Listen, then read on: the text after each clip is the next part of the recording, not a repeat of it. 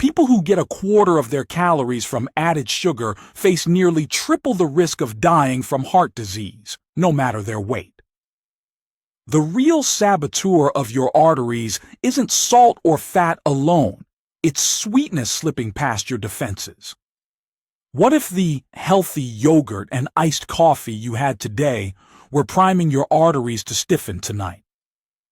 New science traces a hidden chain reaction from sugar to inflammation, blood pressure spikes, and cholesterol chaos. In the time it takes to drain a soda, your liver is quietly flipping metabolic switches that harden vessels and thicken blood. Before your next sip, see how sweetness turns on the very switches that damage your heart. For decades, sugar was the harmless indulgence in a culture fixated on fat and salt. The labels reinforce the illusion: low fat, natural, light, often translated to sweetened. Only in the past 10 years has a different picture come into focus, one in which added sugar emerges not as a cosmetic nuisance for the waistline, but as an independent, measurable risk to the heart. The numbers are sobering. A large U.S. analysis published in JAMA Internal Medicine found that adults consuming the most added sugar had dramatically higher cardiovascular death rates than those at the low end, even after accounting for body mass, exercise, and smoking. Similar cohort studies have linked sugary drinks to higher heart attack and stroke risk regardless of weight, hinting at a mechanism that doesn't wait for obesity to do the damage. The American Heart Association has since urged strict limits, roughly 6 teaspoons a day for most women and 9 for men, not to help people fit into smaller pants, but to reduce blood pressure spikes, lipid disturbances, and inflammatory signals that forecast heart disease. Clinicians are seeing the pattern up close. In a Boston cardiology clinic, a 42-year-old marketing executive, resting heart rate of a runner, BMI in the normal range, arrived with stubbornly high triglycerides, borderline blood pressure, and an unsettling family history. Her diet sounded prudent until a physician assistant pressed for details. 2 healthy yogurts before noon, a bottled green tea, and a nightly pour of just a splash of sweetened cold brew. Over 6 weeks, she cut those added sugars without changing total calories or macros. Her triglycerides dropped by 1/3. Her morning blood pressure eased by 10 points. The scale barely moved. Her risk profile did. Why then has sugar stayed camouflaged? Part of the answer is historical. The long public fight over fat pulled scrutiny away from sweetness, while the pandemic of hypertension kept salt in the spotlight. Industry marketing did the rest, promoting energy and natural claims while spreading added sugar across foods that don't taste overtly sweet: breads, sauces, dressings, snack bars.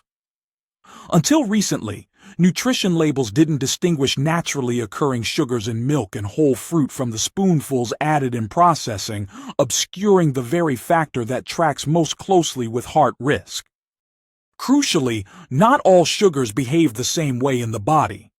The hazard centers on added sugars, especially those dominant in fructose, such as high fructose corn syrup and table sugar, delivered in forms the body absorbs rapidly. Whole fruit arrives with fiber and water, slowing absorption and blunting the metabolic hit. A fruit-flavored yogurt or a sports drink does not.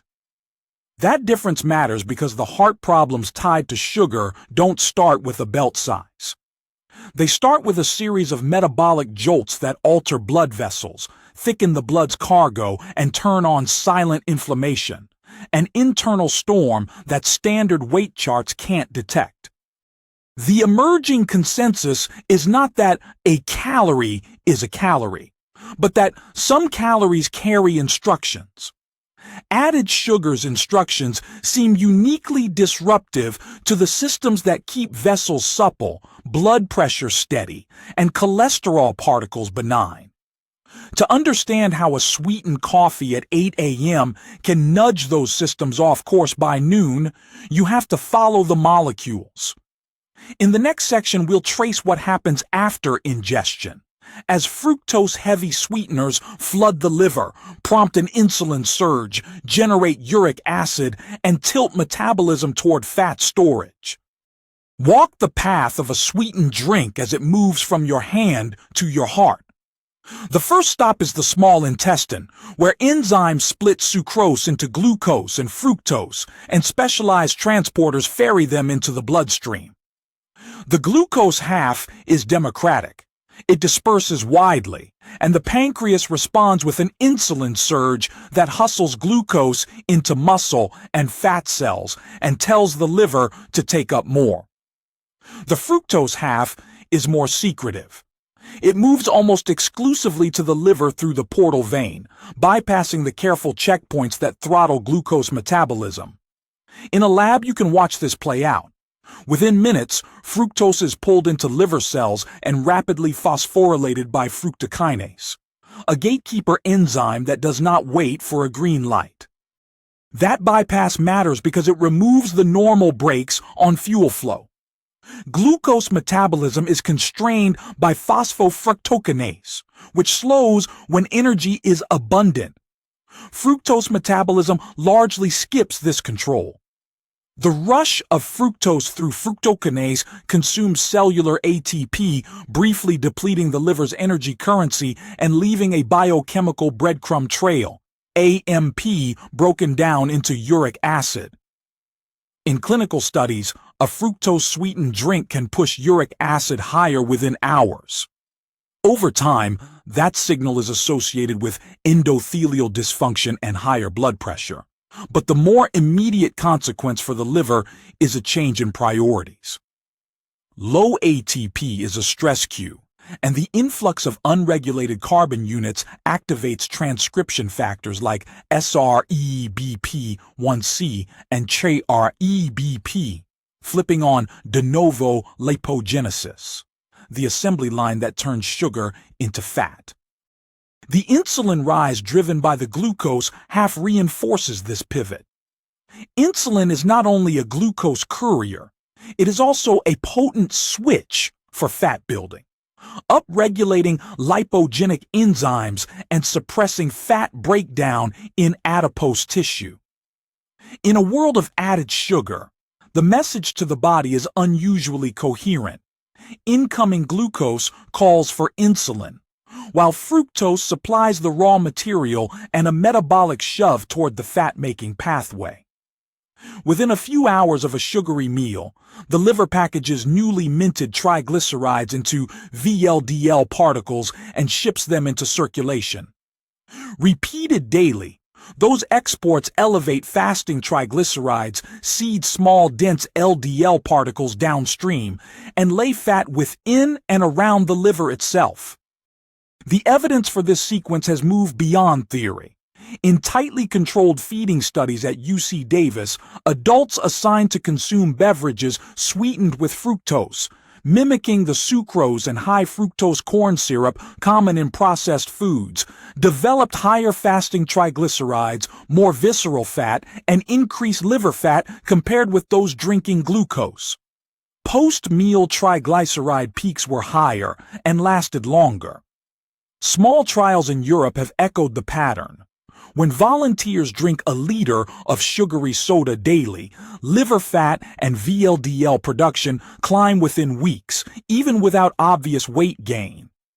In metabolic wards, researchers measure de novo lipogenesis using stable isotopes and see it rise the same day a fructose load is given, especially when the sugar arrives as liquid and is taken on an empty stomach. For clinicians, the results surface in ordinary lab panels. A patient with a steady weight but creeping triglycerides, soft elevations in fasting insulin, and a waistline gaining a stubborn inch, all while training for a 10K, raises suspicions of a liver skewed toward fat storage. The newer name for this condition, metabolic dysfunction-associated steatotic liver disease, captures what is happening. The liver is accumulating fat not just from excess calories, but from a sugar-driven rewiring of its priorities. The pancreas, sensing insulin-resistant signals from the liver, works harder.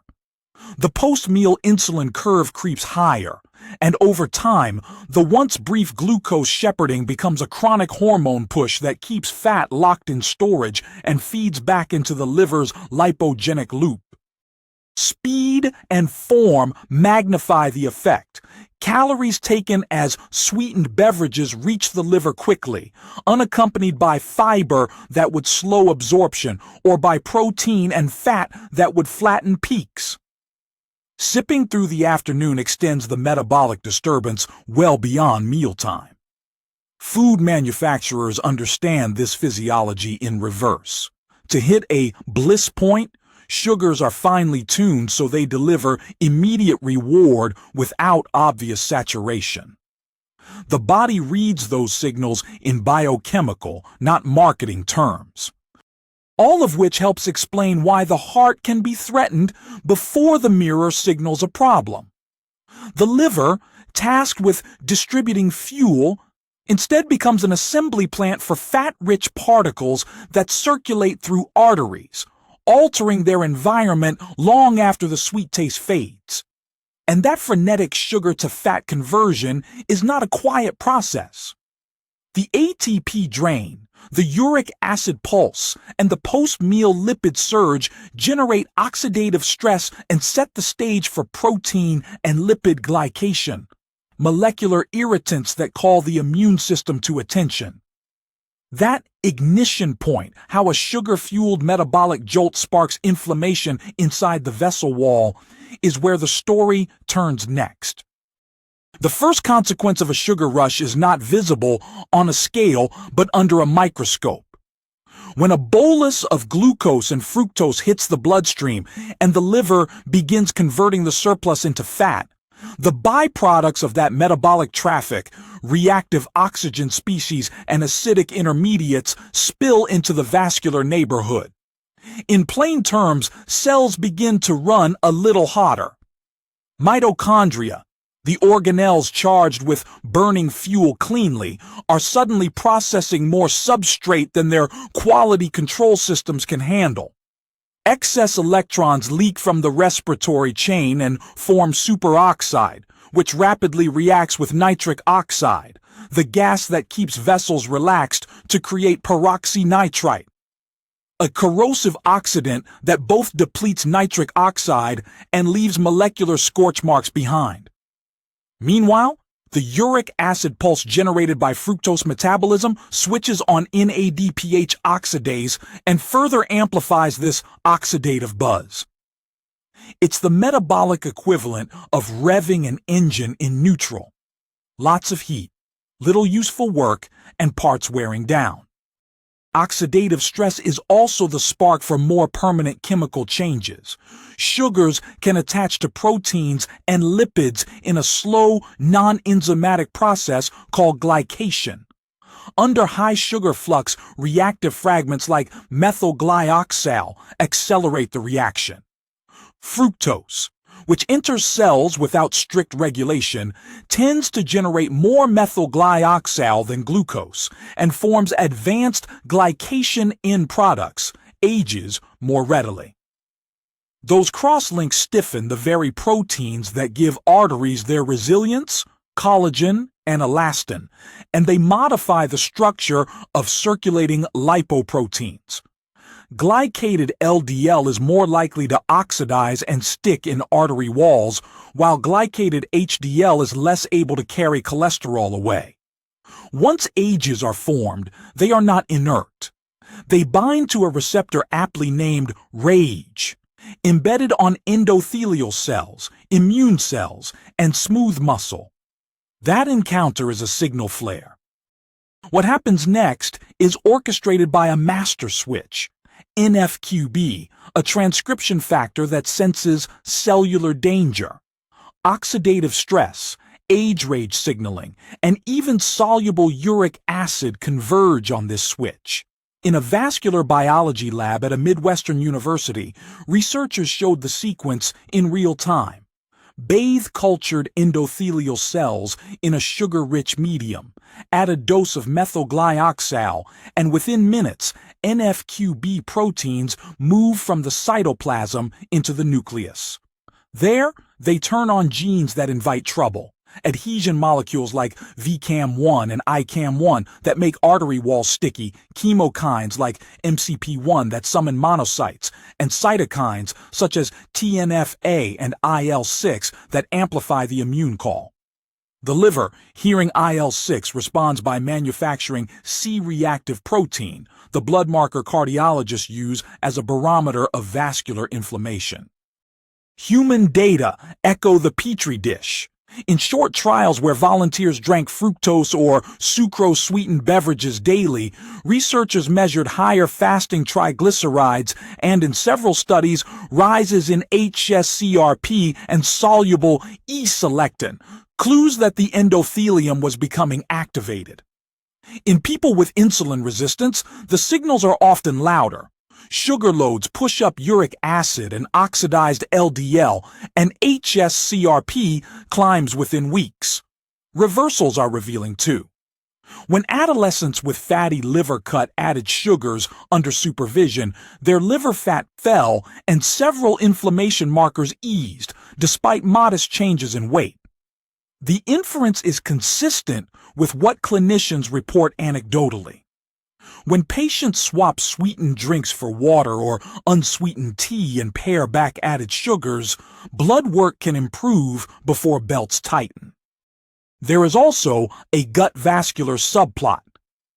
Emerging research suggests that frequent sugar exposures can thin the gut's protective mucus and shift the microbial mix toward species that erode the barrier. Even a small uptick in endotoxin leakage, bits of bacterial cell walls, can prod toll-like receptors on immune and endothelial cells and further activate NFQB. The result is a hum of low-grade inflammation detectable throughout the circulation, a chronic background noise that primes vessels for injury when other risks, like high blood pressure or smoking, enter the picture. Taken together, these mechanisms transform a sweet habit into a pro-inflammatory state that bathes arteries from the inside out. Oxidants sap nitric oxide, ages stiffen structural proteins, and NFQB programs the vessel lining to behave more like flypaper than Teflon. That immune-ready state has consequences beyond lab markers. It changes how arteries flex, how blood glides, and how clotting begins. Next, we'll see how this inflamed endothelium loses its easy elasticity and protective polish, setting the stage for stiffness, clotting risk, and rising vascular resistance. When inflammation takes hold, the vessel lining, the endothelium, stops behaving like a sleek, self-lubricating surface and starts acting like a stressed organ. In healthier conditions, endothelial cells release nitric oxide, a gas that relaxes smooth muscle, keeps platelets from clumping, and discourages rogue immune cells from sticking around. Under a sugar-fueled inflammatory push, that equilibrium tilts.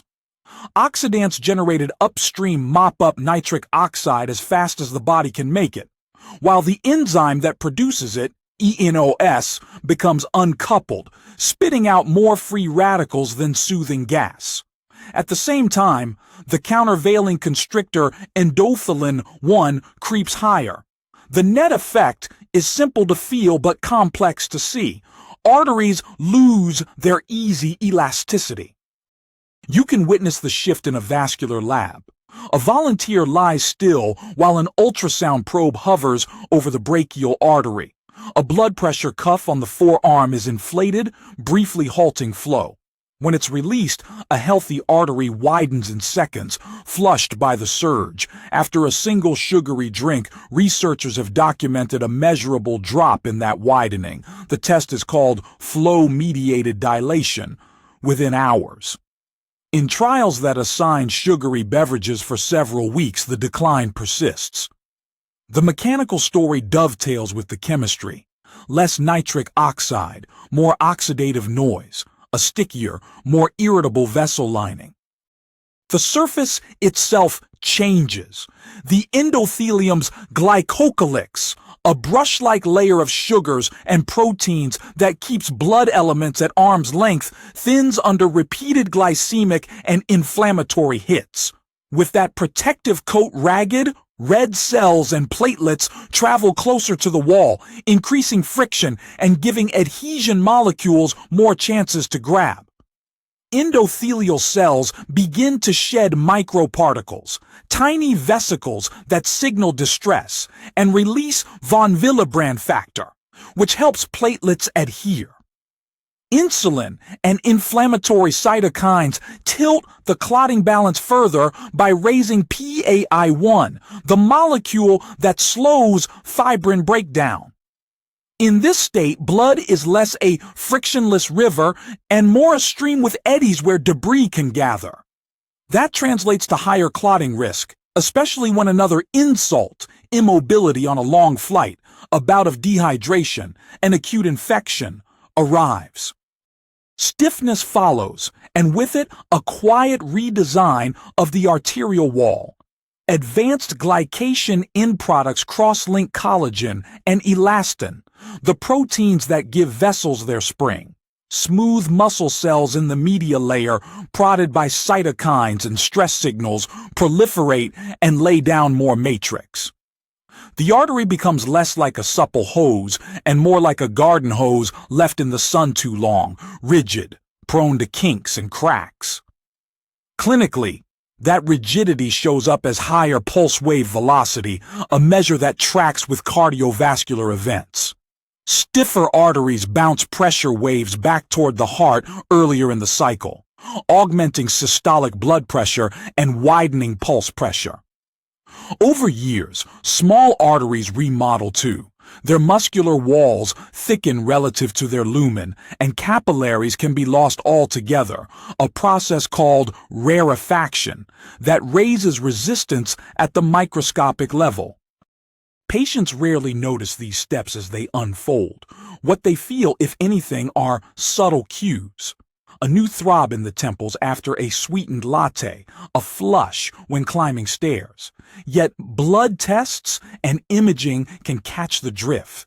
Elevated hs-CRP or soluble adhesion molecules hint at endothelial activation. A diminished flow-mediated dilation or a rising pulse wave velocity confirm what the chemistry predicts. Importantly, these shifts can occur in people whose weight hasn't budged and whose cholesterol panel seems only modestly off. That's why added sugar's vascular damage can be both insidious and democratic, touching marathoners and desk workers alike.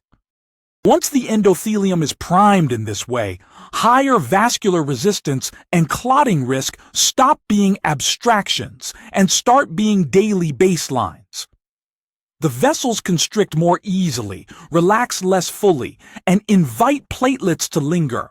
From here, it takes little to push blood pressure higher. One powerful lever is uric acid, the byproduct of fructose metabolism that further saps nitric oxide and tugs on the body's stress wiring. In the next section, we'll follow that lever into the nervous system to see how fructose-driven uric acid can activate sympathetic pathways and nudge blood pressure upward even in lean, otherwise healthy people.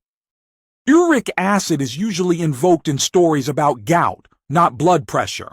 But the uric acid surge that follows a fructose-heavy dose of added sugar behaves less like a passive waste product and more like a signal, one that dampens nitric oxide and nudges the body's stress circuitry into a higher gear.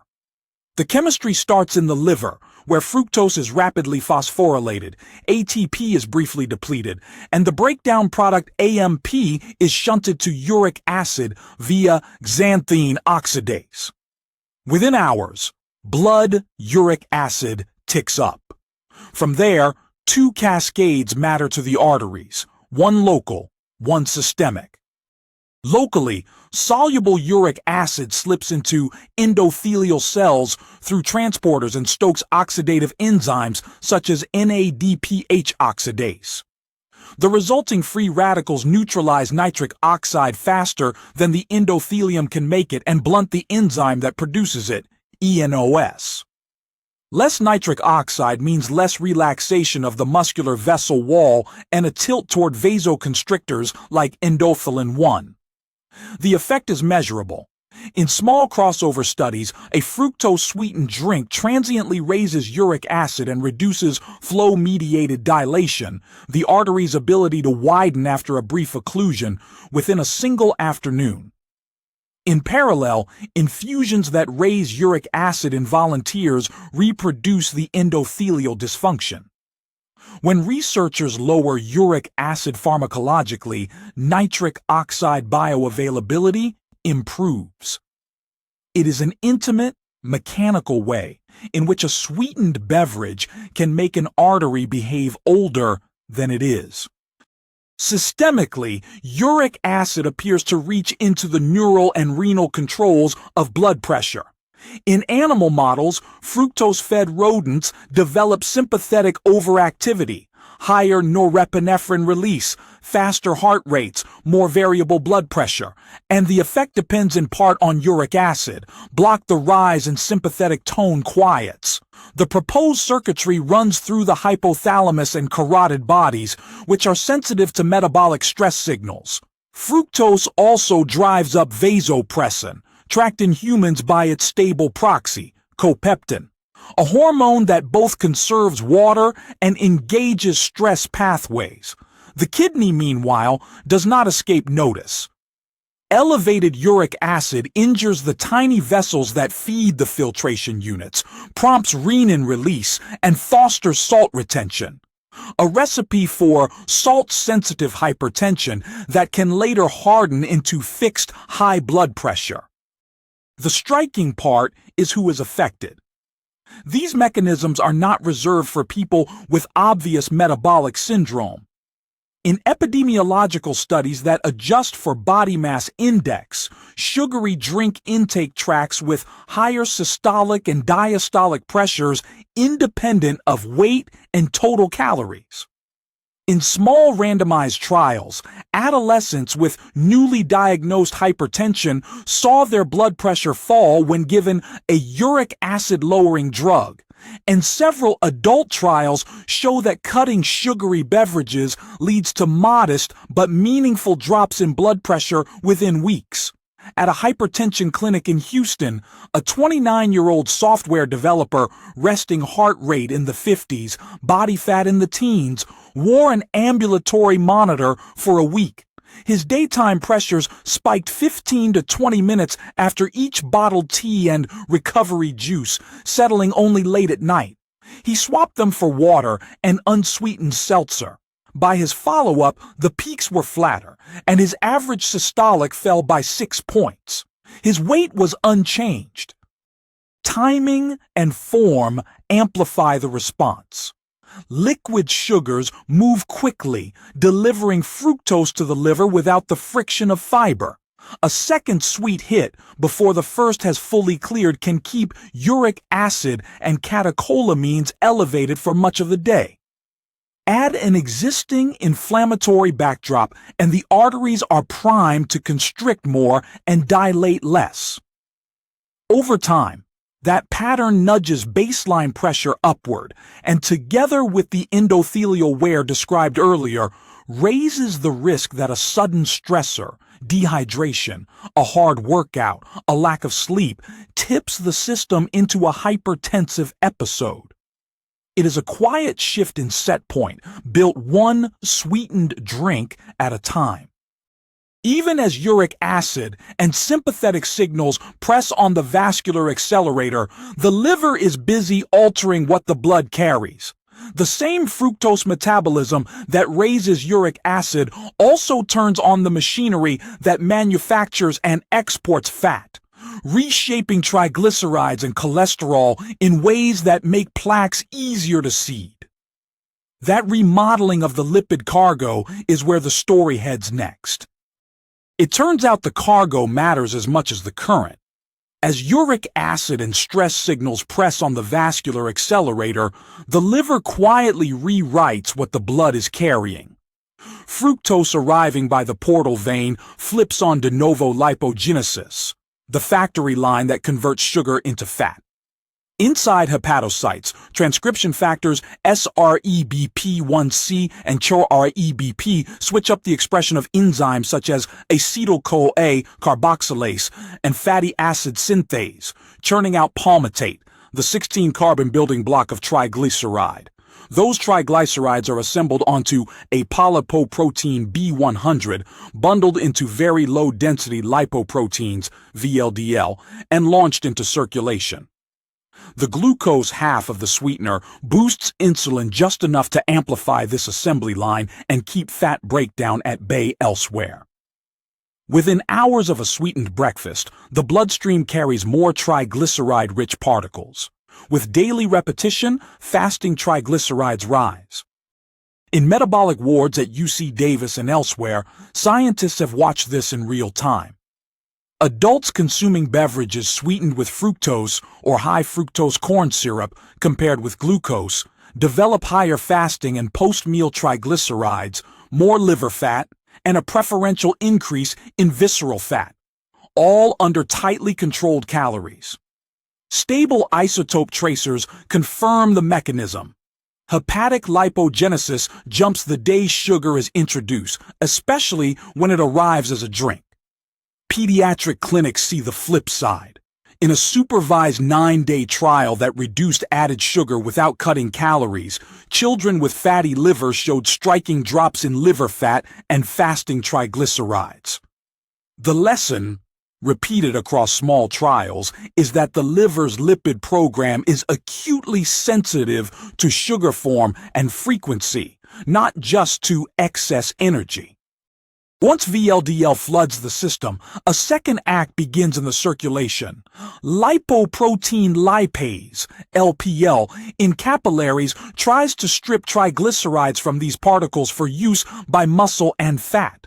But the volume overwhelms the machinery, especially when APOC3, an LPL inhibitor upregulated in insulin-resistant states, rides shotgun on the particles. Partly lipolyzed VLDL become remnants, dense with cholesterol and highly atherogenic. They penetrate the arterial wall easily and linger, depositing cholesterol in the intima. Genetic studies from Copenhagen and elsewhere suggest that these remnant particles are not mere bystanders. Higher remnant cholesterol, driven by impaired triglyceride clearance, tracks with and likely causes more ischemic heart disease. The spillover reshapes other lipoproteins too. Cholesterol ester transfer protein, CETP, swaps triglycerides from VLDL into LDL and HDL in exchange for cholesterol esters. The result is twofold. HDL becomes triglyceride-rich and, under the hand of hepatic lipase, is trimmed down, lowering HDL cholesterol and blunting its ability to carry cholesterol away from arteries. LDL, similarly enriched, is carved into small, dense forms. Particles that infiltrate the arterial wall more readily, bind proteoglycans tightly, and oxidize faster. Clinicians recognize the pattern as atherogenic dyslipidemia.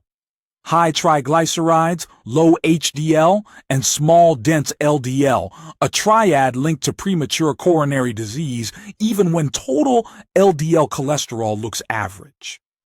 In a suburban Chicago practice, a 46-year-old elementary school teacher sat stunned as her lab panel appeared on the screen. Triglycerides 238 mg/dL, HDL 37 mg/dL, LDL 112 mg/dL. She jogged 3 mornings a week and wore a size that hadn't changed since her 20s. What had changed was her commute routine. An oat milk chai on the way in, a clean protein bar between classes, sips of a bottled iced tea before pickup. 3 months after swapping those out for unsweetened coffee, nuts, and water, her triglycerides were down by a third and her HDL had budged upward. The scale barely moved. The lipoproteins did. These changes are not cosmetic. Triglyceride-rich remnants and small, dense LDL foster endothelial dysfunction, inflame the vessel wall, and speed plaque growth. Low HDL adds to the problem not only by lowering cholesterol efflux, but by becoming dysfunctional under glycation and oxidative stress, less anti-inflammatory, less protective. Post-meal surges of triglyceride-rich particles extend this harmful window for hours, turning most days into a series of overlapping atherogenic waves. Over years, the accumulation shows up in carotid ultrasound as thicker intima media layers and in coronary CT scans as more calcified and non-calcified plaque, even in patients whose weight looks unremarkable. Skeptics sometimes point out that sugar and fat often travel together in modern diets, muddying cause and effect. That is precisely why the controlled feeding trials matter. When calories are matched and fats held steady, replacing starches with added sugars still raises triglycerides, lowers HDL, and shifts LDL towards smaller, denser forms. The path from sweetener to plaque runs through the liver's lipogenic switch and the bloodstream's inability to clear the resulting traffic. If the biochemistry feels remote, the population picture brings it home. Across cohorts and clinical experiments, added sugars, particularly in drinks, predict and produce the very markers that precede heart events. In the next section, we'll step out of the lab and into the data at scale, where weeks-long trials show blood pressure rising with sugary beverages and long-term studies tie high added sugar intakes, especially around a quarter of daily calories, to sharply higher cardiovascular mortality. Step back from the enzymes and look at the calendar. If sugar truly presses the vascular accelerator, you should see it in people within weeks and in populations over years. That is exactly what the data show. Start with the short-term experiments, where diet is the only variable. In controlled trials at UC Davis and other metabolic wards, volunteers were assigned beverages sweetened with fructose or high-fructose corn syrup that supplied a fifth to a quarter of their daily calories, amounts that mirror heavy real-world intake. Within 2 to 3 weeks, their fasting triglycerides climbed, uric acid rose, and their arteries behaved differently. Ultrasound tests showed blunted flow-mediated dilation, a sign that the vessel lining wasn't relaxing on cue. Several studies also picked up a modest but measurable rise in systolic and diastolic blood pressure during the intervention window. Turn the dial the other way and the findings reverse. When participants cut sugar-sweetened drinks, even without dramatic weight loss, ambulatory pressures drifted down and endothelial function improved. A widely cited analysis of randomized trials published in a major medical journal found that reducing dietary sugars lowered blood pressure by a point or two on average. When sugars were added or increased, the needle moved the other way. These aren't eye-popping numbers, but the scale matters. A population-wide 2 mmHg drop in systolic pressure translates into fewer strokes and heart attacks. Longer interventions add texture. In a 6-month Danish study, adults asked to drink a liter of sugar-sweetened soda daily developed higher liver fat and a classic atherogenic lipid pattern. Their blood pressure nudged upward relative to those drinking milk, diet soda, or water. In lifestyle programs like Premier, where thousands of adults were coached on diet and activity, researchers who tracked beverage choices found that each daily serving cut from sugar-sweetened drinks was linked to a measurable fall in both systolic and diastolic pressures, associations that persisted even after accounting for weight change. Clinicians who work with hypertensive adolescents have seen the mechanism starkly. Lowering uric acid pharmacologically or removing sugary drinks from the day can bring down blood pressure in weeks, a response in line with fructose's biochemical fingerprint. The long view comes from cohorts that shadow people for years. Using national nutrition surveys linked to death records, a team at the Centers for Disease Control and Prevention followed adults for an average of 14 years and sorted them by the share of calories they got from added sugars.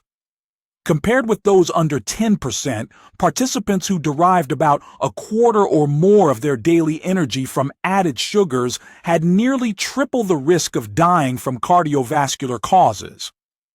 The pattern held after adjusting for age, sex, activity, smoking, and body mass index. Other cohorts, the Nurses' Health Study and the Health Professionals Follow-Up Study among them, tie one or more daily sugar-sweetened drinks to higher incident coronary disease, independent of weight and total calories. In multi-ethnic studies of atherosclerosis and large British databases, frequent sugary drinkers amassed more metabolic risk, higher odds of developing hypertension, and greater cardiovascular mortality, even when researchers controlled for overall diet quality and exercise. Skeptics point out that observational work cannot prove cause and effect. True. That is why the convergence matters. The mechanisms are distinct and plausible. Fructose-driven uric acid saps nitric oxide and stirs the sympathetic nervous system. The liver's lipogenic switch raises triglycerides and shifts lipoproteins toward a more atherogenic cast. The endothelium becomes inflamed and sticky. Short-term trials show that dial up the sugars and blood pressure and lipids worsen. Dial them down and they improve. Large populations then echo the trend over decades, with the steepest risks appearing where added sugars approach a quarter of daily calories. For readers wondering where their own intake falls, this is also where public health advice has landed. The World Health Organization urges keeping free sugars under 10% of energy, ideally below 5%. The American Heart Association sets even tighter caps. Those targets are not aesthetic. They reflect the threshold at which the short-term physiology hardens into long-term risk. The remaining question is practical. Where are the sugars hiding, and which changes deliver the fastest cardiovascular relief? That is where we go next, from labels and lattes to simple swaps that downshift the very pathways this story is traced.